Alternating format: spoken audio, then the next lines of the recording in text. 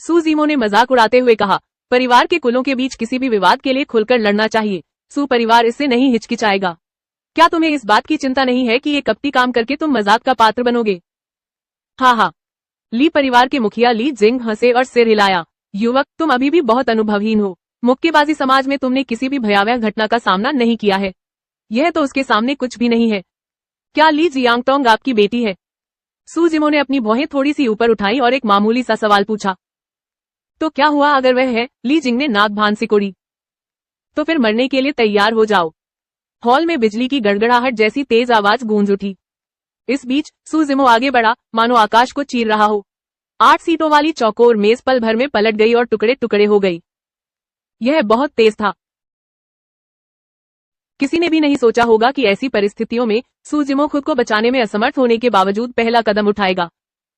Zhao you और 2 अन्य को छोड़कर बाकी सभी कॉर्नेट एक्सपर्ट थे। उन्होंने तुरंत प्रतिक्रिया दी और अपने हथियार उठाकर सू जिमो की ओर बढ़े और गुस्से से चिल्लाए, कितना दुस्साहसी जूनियर है। अचानक हॉल में हर जगह ठंडे स्टील की चमक और चमक फैल गई। वहां इतनी ठंड और भयावहता थी कि कोई भी वहां से गुजर नहीं सकता था। जेंग याओ, थंडरबोल्ट सेबर, ने अपनी कृपाण पर पीछे से पकड़ बनाई हुई थी। एक तेज रोशनी चमकी और उसने सू जिमो की पसली के नीचे वाले हिस्से पर हमला किया। सू जिमो को आसपास की तलवारों और कृपाणों का कोई अंदाजा नहीं था। उसने ली जिंग पर नजरें गड़ा दी और अपनी हथेली से थपथपाते हुए एक भयंकर और भयानक आभा बिखेरी। जमीन फाड़ देने वाली हथेली। सू जिमो के हिंसक और दबंग रूप को देखकर ली जिंग का चेहरा बदल गया। उसका पहला विचार मुड़कर भाग जाने का था। मुक्केबाजी समाज में बिताए वर्षों के अनुभव ने उसे बता दिया था कि यदि वह भाग नहीं गया तो निश्चित रूप से उसकी मृत्यु हो जाएगी। ली जिंग ने गुस्से से आंखें चौड़ी कर ली और जोर से चिल्लाया।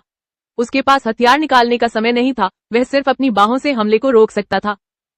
दूसरी तरफ झाओ चेंगपिंग एक हाथ से तलवार पकड़े हुए था। उसकी आंखों में एक अजीब सी चमक थी।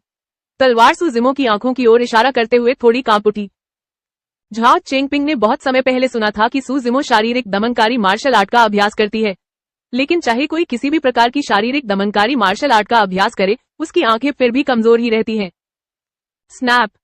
हड्डियां चटकने की तेज आवाज आई। ली जिंग दर्द से चीख पड़ा। सू जिमो ने ली जिंग की बाहों पर अपनी हथेलियां पटकी, जिससे उसकी हड्डियां टूट गईं। टूटी हुई हड्डियां मांस से बाहर निकल आईं और बाहर आ गईं। यह एक भयानक दृश्य था। एक अंतिम चरण का कॉर्नेट विशेषज्ञ सू जिमो के एक भी प्रहार से बच नहीं सका।